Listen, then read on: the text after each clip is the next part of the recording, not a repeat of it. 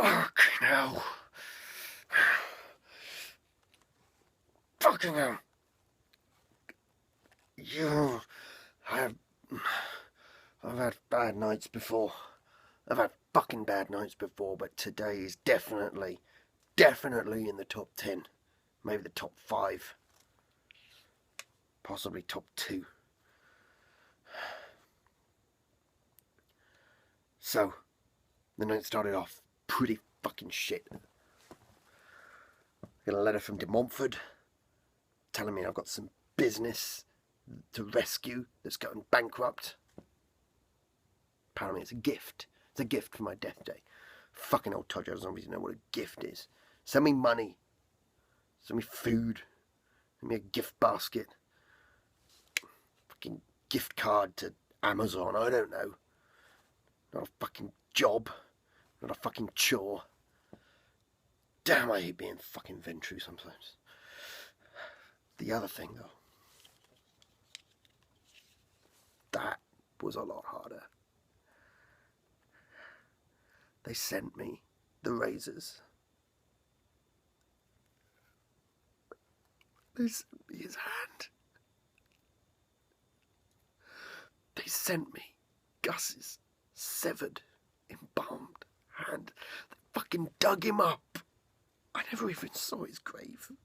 I never got to go to his funeral. I was locked in a fucking basement. They sent me his hand with an engagement ring on it. Not this one. Not the actual engagement ring that I gave him. Because I keep that right here.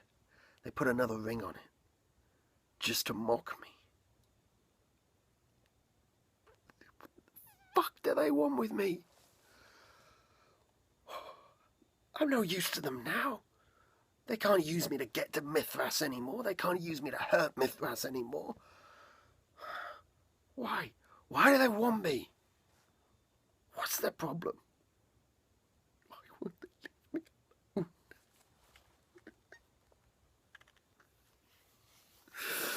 It means one thing, though. It means one thing. It means he is out there. My Brujah sire. It means he's probably somewhere in New England too. And it means he's watching me. I'm gonna find that motherfucker. I'm gonna find that motherfucker and I'm gonna drive my thumbs through his fucking eyes. So that was how my night started. And then I get to the venue. And first of all, the night starts off with some fucking fight between Ken and the sheriff. Some sort of face-off they had. And the prince has to intervene in the two of it. And for a second, I thought the prince was going to ask me to kill my friend. I thought he was going to get me to kill Ken with the sheriff. I don't know if I could have done that. I don't know if I could have turned on him. He's been my battle brother. He's been one of the few kindred who's shown me respect and faith and good honour. But I don't think that matters for fuck all in the domain of the kindred. And then I get called by Carla. Apparently, the Giovanni representative, Mr. Milner, is under attack and someone's trying to kill him. So me and Ken and this Assamite that had just turned up, who's apparently a new member of the domain, went along with Carla to rescue Mr. Milner, although we were too fucking late. And that fucking serial killer that I found last time that had killed the Giovanni ghoul had slaughtered an entire building of mortals and sliced Milton Milner in half and left a stake or some sort of spike through his brain and painted in blood on his monitors who's next. So that's fucking great, isn't it? Fucking serial killer, Giovanni serial killer, and he kills the Giovanni that I've got a $2 million contract with. So I've got 5 fucking huge, great town cars sitting out in my lot, customed up to the 9, fucking paid for fucking ready to go by me, and I got no one to sell them to. Well, hopefully the fucking Alliance are going to pull their finger out and deal with that, because I ain't done all this work to get fuck all. Milner's dead. Yeah, big whoop. Guy was a sadistic asshole anyway, apparently. Apparently all Giovanni are sadistic assholes. Creeped the hell out of me. Not exactly seeing him as a great loss to kindred society. Let's hope he doesn't get replaced with someone even worse. And then I get back from that little foray, and I tell the prince what's going on and what had happened.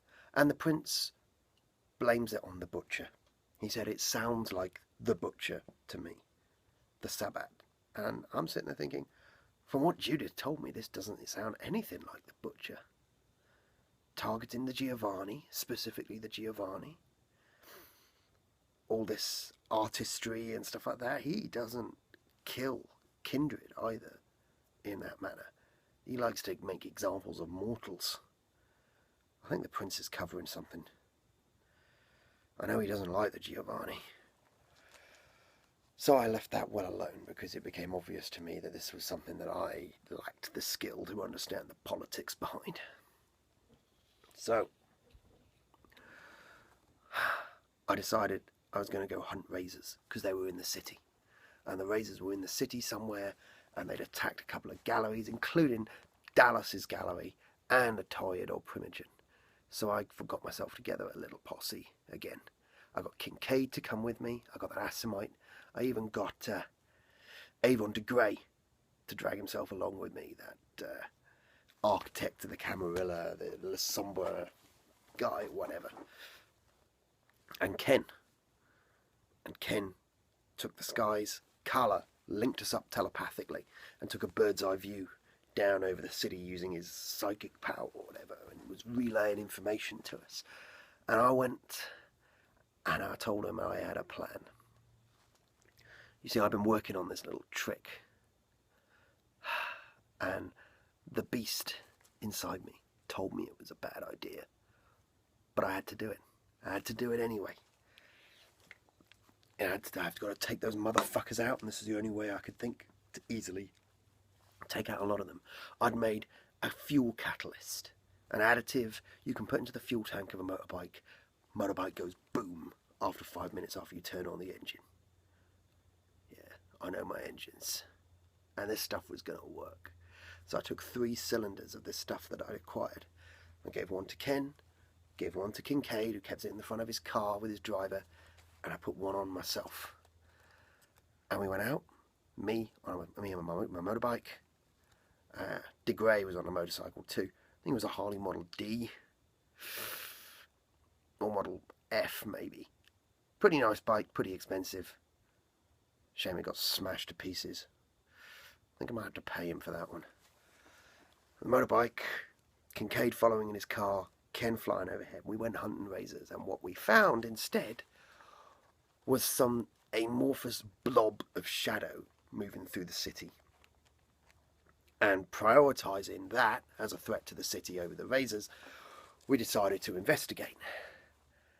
And as soon as we got there, this blob of shadow appears underneath the car, behind us, behind Avon de Grey and I. And I look over, de Grey's gone, slipped into the shadow somehow. It's a La Sombra thing, apparently. And I see this blob of shadow picking up the car like it was nothing, about to smash it down on top of me. So I gun my bike, shoot myself out the way, and the car comes smashing down, and Kincaid's retainer's dead instantly, and Kincaid and the Assamite gone out the car, like that, blink of an eye, and they're gone. Incredible speed. Don't catch that Primogen off guard, do you? So I look around, and there's this blob of shadow standing in the middle of the street, yelling, and I see Kincaid and the Assamite drawing swords and slashing furiously at the shadow, but their swords are like passing right through the thing. And then we hear De Grey's voice coming from underneath a car nearby. All I could see was like some blob of shadow, so I'm guessing he'd hidden himself somehow. And he shouted, "Attack it with fire." And I'm about to gun my bike to try and get back. And in a blink of an eye, in a literal blur, Kincaid produces a fucking Molotov cocktail out of nowhere. What the hell he was carrying a Molotov cocktail inside his coat for, I don't know, but I guess it's a Brujah thing. And he hurls the Molotov cocktail at the shadow.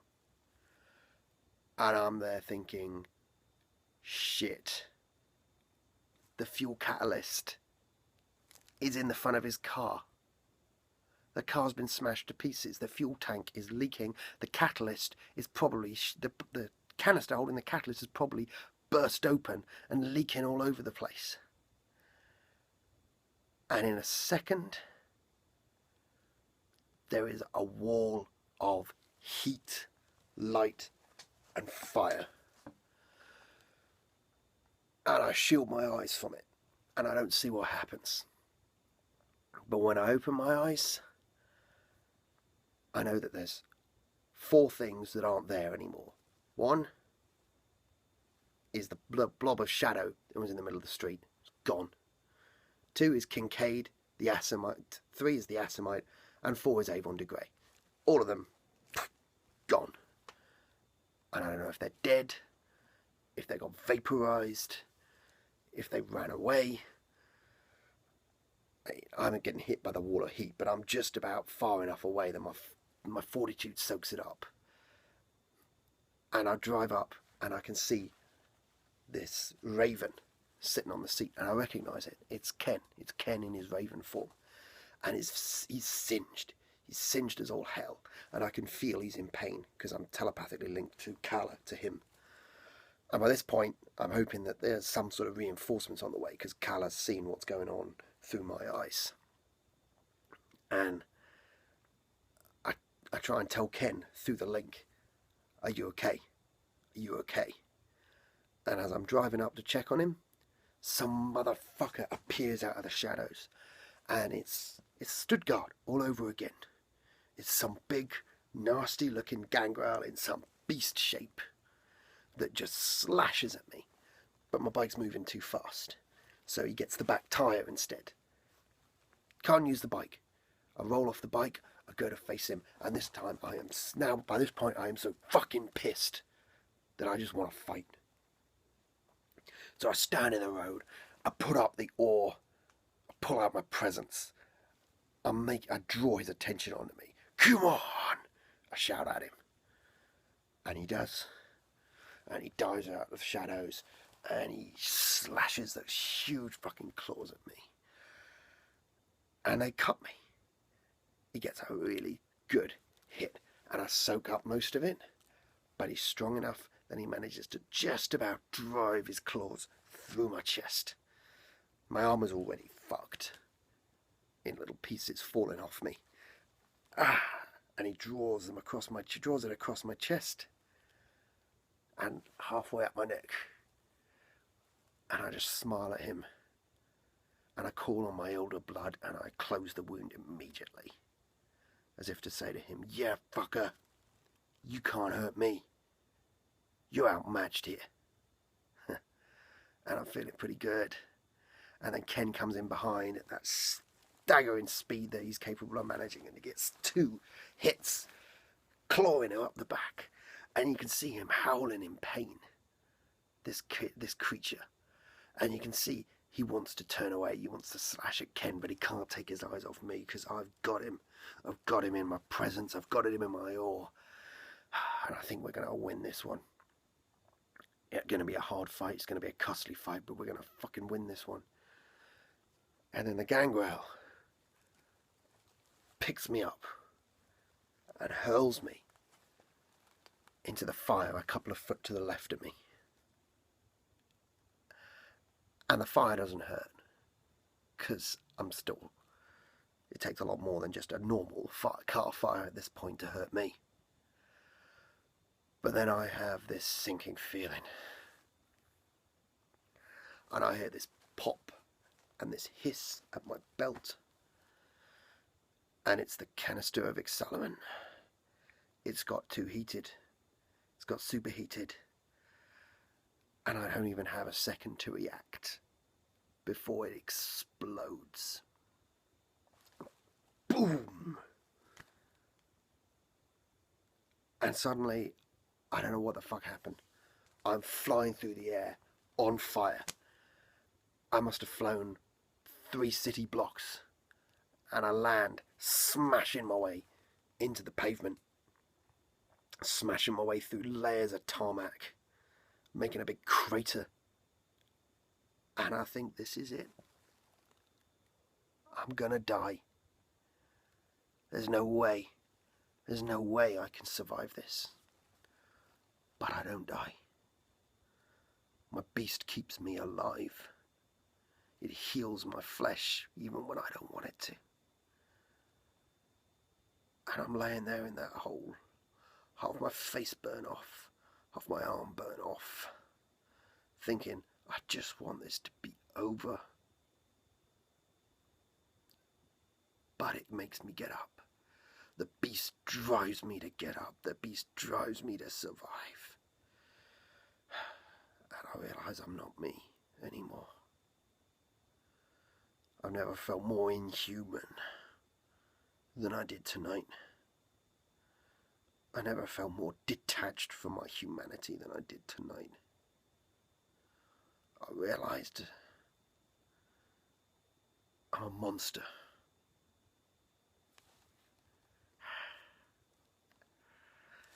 I am a fucking monster.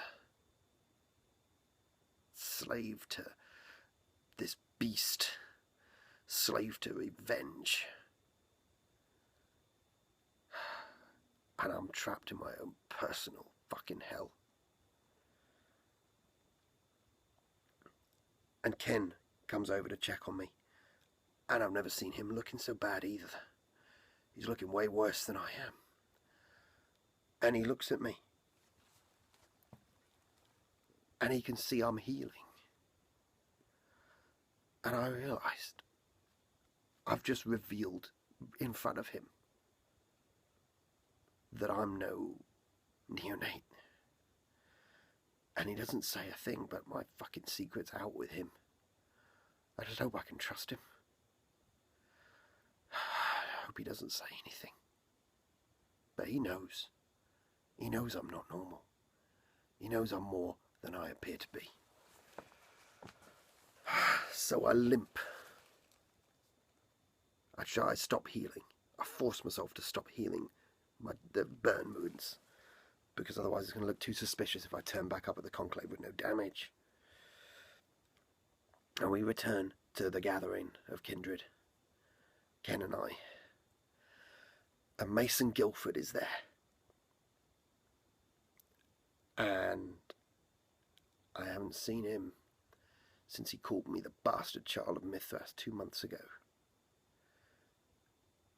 And we have the briefest, most curt, awkward conversation. And I explain to the prince what's happened, and I explain to the prince about the explosions and the damage. And I have a little bit of a friendly go at Kincaid for throwing fucking Molotov cocktails around when we're carrying highly volatile chemicals, which he sort of begrudgingly accepts some responsibility for.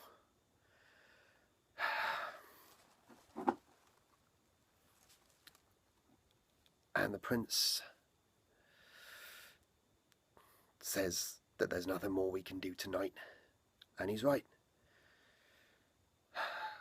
So I limp back here.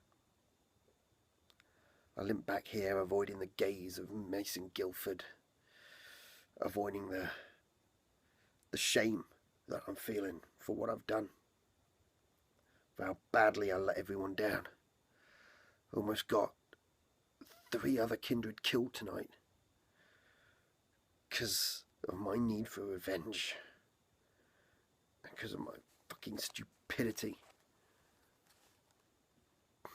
Handling materials that are so fucking dangerous to kindred. So I employ a posse of kindred to use them.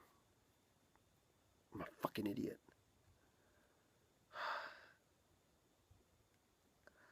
I don't know what I'm going to do. The Razors attacked Kincaid and the Assamite on the way home as well. They never found us. But they're attacking all the kindred in the city now. They're attacking Gallerias. They're attacking a Brujah Primogen. They're attacking anyone in the city. And it's all because of me. The city would be better off if I had never fucking come here. I don't know what I'm going to do. But I got to do something. I got to find my sire. I got to kill him. And then maybe we can negotiate some kind of truce with the Razors. But for now, I think I'm going to need a new shoot.